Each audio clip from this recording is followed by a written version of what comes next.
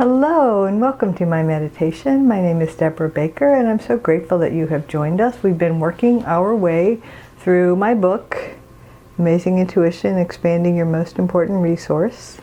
And we have arrived at the last chapter. But I got to tell you something funny. And I really trust the universe on this. I skipped a chapter. And I don't think anybody noticed that we went from chapter 7 to chapter 9. But we'll do that next week because it is one of my absolute favorite chapters, and I think it'll be a fun way to end this series of meditations. But this week, we are on chapter 11, which is smooth sailing. It's about taking all the principles and going out into your life, but it's also about meditation. And I have a suggested script for meditation in this chapter, and I've always wanted to record it because I think it'd be super fun. So let's get started. In order for us to get into the meditation, which is, I think it might be a little bit long, let's start with our first 3 nice deep breaths. So take the first one, fill up your chest, and release it slowly.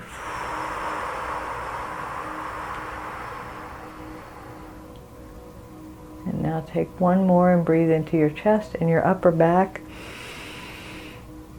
Expand your whole rib cage. Nice deep breath, and then release it.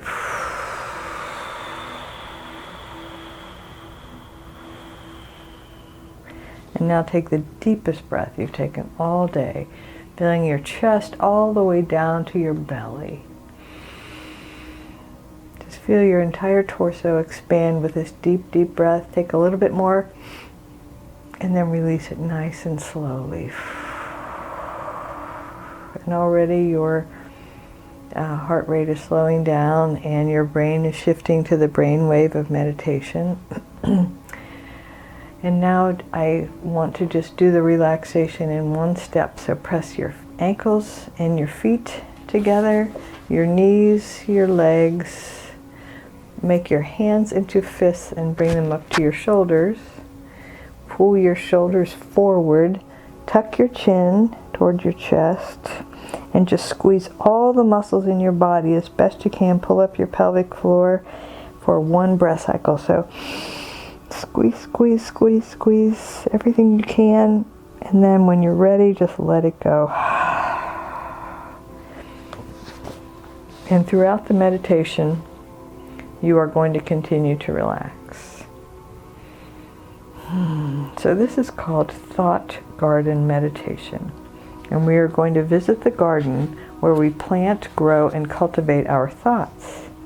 You may believe that your thoughts are mainly positive and results-oriented, or even suspect that they are mostly fear-based. Let's visit the garden where our thoughts are growing and see for ourselves. First, picture the location of your garden. Lush meadow, mountain valley, dry desert. Allow yourself to simply observe as you view the vista surrounding your garden. Now approach your garden and notice. Is it fenced in or open? Is the fence a stone wall, wood picket, barbed wire, or something else? Or maybe no fence at all.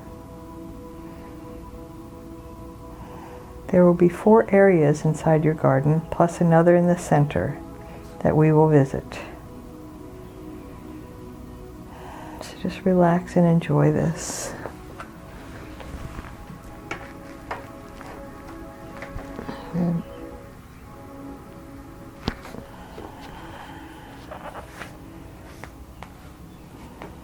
The first area represents your thoughts on your life work or your career.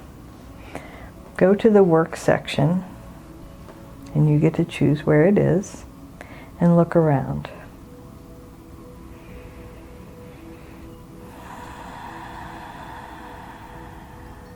What is growing here, if anything? Is it annuals that last only a season? or perennials that come back year after year. Trees, bushes. Look carefully as you proceed through each section of your garden and notice how it feels. Are there flowers? Hardscape, maybe a statue. These are the thoughts on your work, or what you consider your work. It doesn't have to be a job or a career. It could be what your passion is.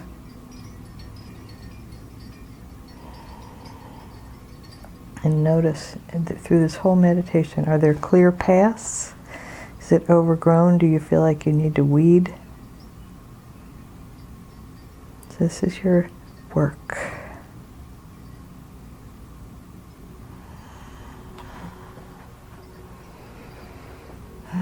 Take a nice deep breath and know that more may be revealed to you in your thoughts in the days ahead. And now let's go to the second area, which is where you grow your thoughts on your relationships. Notice what is growing here. If you have any statuary or a bench perhaps, how does it feel in your relationship garden?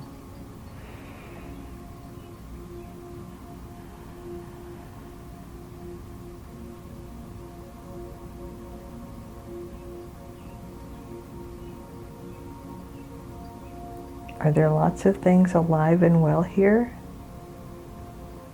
Or just a few? How lush is this area of your garden?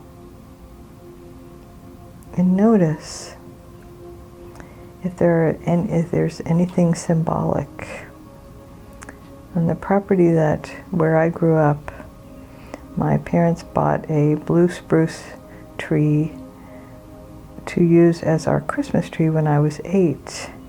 And that tree is still alive in their front yard, and I don't know how tall it is. It's huge. So if I saw a blue spruce of any type in my relationship garden, I would know that it was representative of my parents or my family of origin.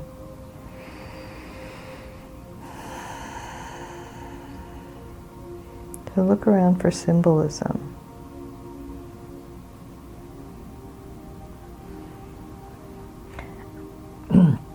Ready to move on to the third area? Excuse me, this is about children.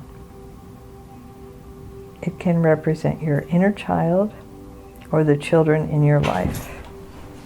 And at this time, Daisy comes into the room with me. Pretty funny. Interesting that I got a tickle in my throat during that time.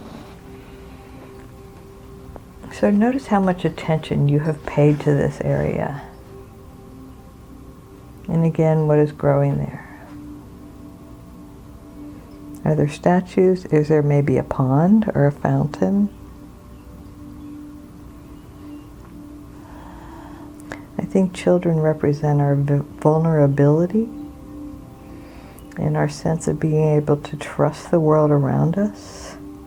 So it may not necessarily represent the children in your life so much as your inner child or your sense of childlikeness in your life.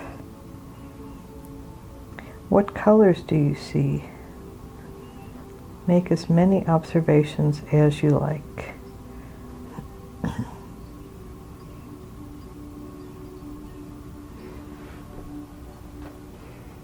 And now let's move to the fourth section, which is about play and fun.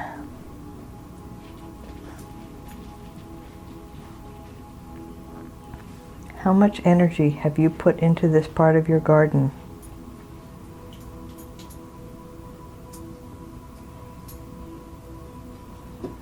Is it thriving or somewhat neglected?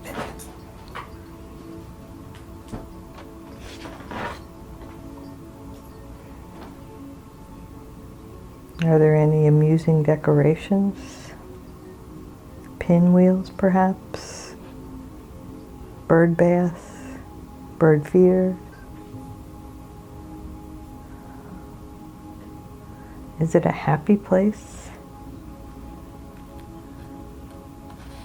Does it seem fun? Have you watered this area of your garden lately?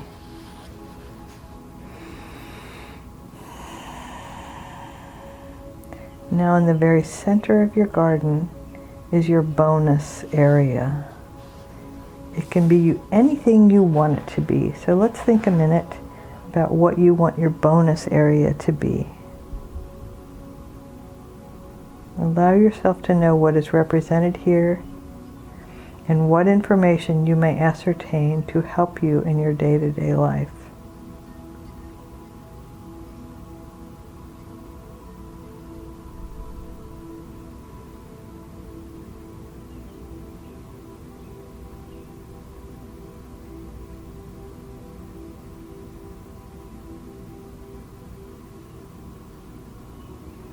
Maybe there's a plaque here with a message for you. Is there a windmill or a well?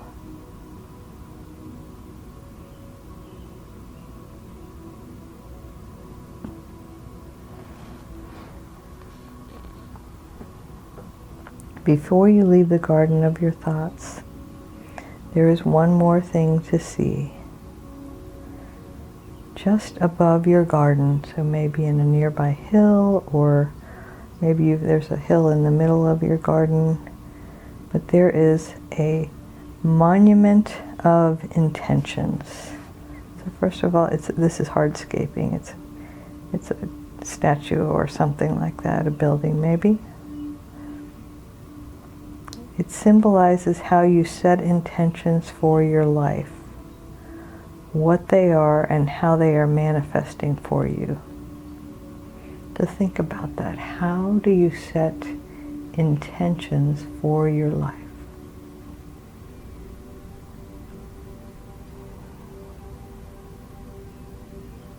Or maybe you don't. And that's okay too. It's your life to live the way you want it. Nobody gets to tell you. Although plenty of people like to.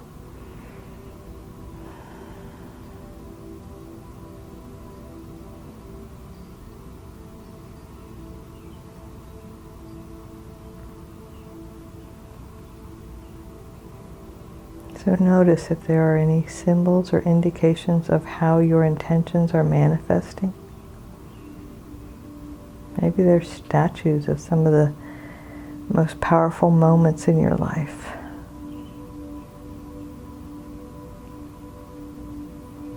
Are there any symbols there? Any writing?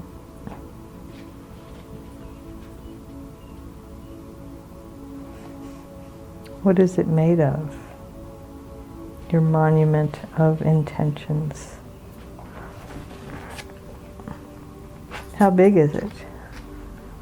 Is it, a tiny little thing tucked in the corner, or is it a massive thing like the Parthenon? Or something in between?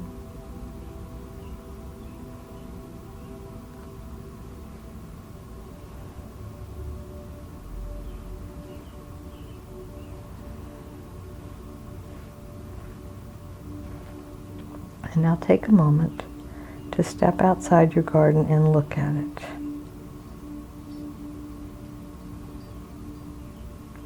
Most of the symbols you have witnessed in this meditation will be obvious to you.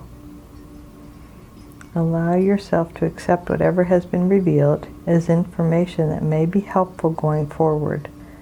Please don't feel badly if you witness something you did not like, a bunch of weeds or a blank space.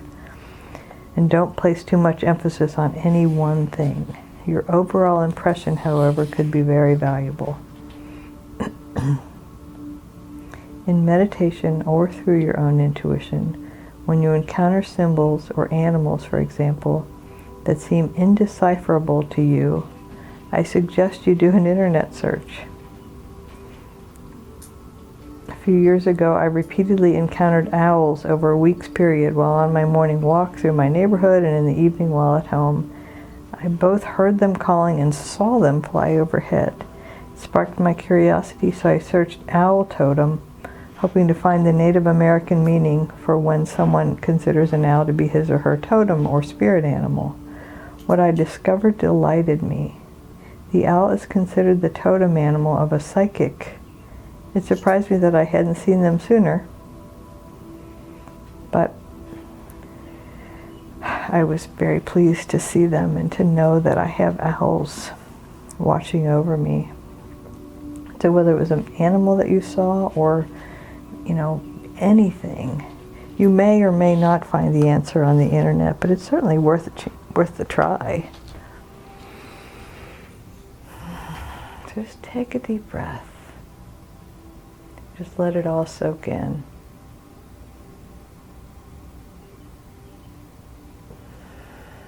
And you can revisit this at any time. I suggest you redo this meditation in a week or a month or 6 months or a year, and notice how the different parts of your garden may have changed. And allow yourself to know what the metaphor is. If your garden needs water, what do you need to do to feed that area of your life? Do you need more rest? Do you need more fun, more interaction with others? Do you need to just be kinder to yourself? I suggest that's probably likely, because most people I know need to give themselves a break. Let's take a couple nice deep breaths.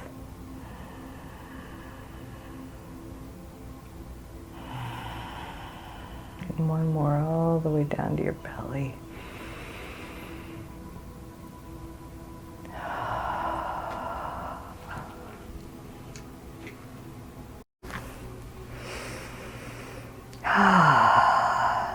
And you can find the most of the script for the meditation we just did on page 214 in the book. I wrote it out when I wrote the book because I felt that it was very valuable, and sometimes we don't know where to find insights for ourselves. And so we know what they are, they're inside us, but sometimes we need to visualize and see them come out, in a meditation. So thank you so much for joining me. And I hope that you enjoyed your garden and that it's in full bloom and beautiful and exactly as your heart desires, like your life. And I want to remind you that you are whole and perfect exactly as you are. And the one presence and the one power moving in, through, and as me honors and recognizes the one presence and one power moving in, through, and as you. Namaste. Have a wonderful week.